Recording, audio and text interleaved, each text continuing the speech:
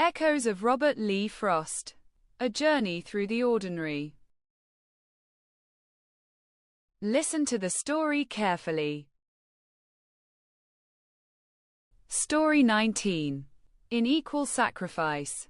I stood by the fence, watching smoke rise from distant chimneys, thinking how every hand must give its part.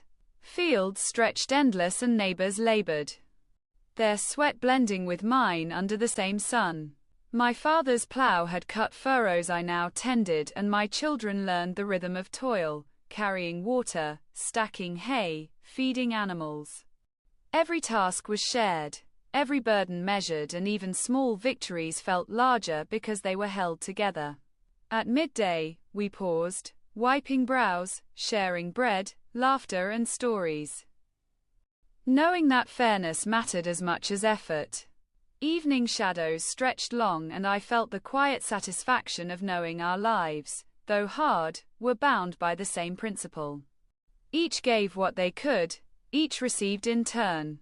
Stars appeared overhead, steady and patient, and I understood that sacrifice only weighs light when shared, shaping bonds that endure far longer than toil itself.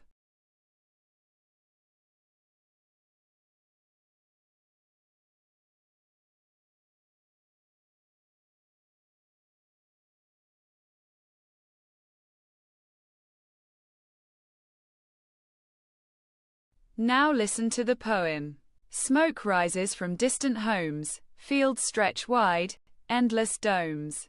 Hands labor under blazing sun, every task shared, none undone. Fathers plow, children's hands, rhythms of work across the lands. Midday pause, bread and cheer, fairness felt in all we bear. Evening shadows stretch and yawn, stars appear to mark the dawn.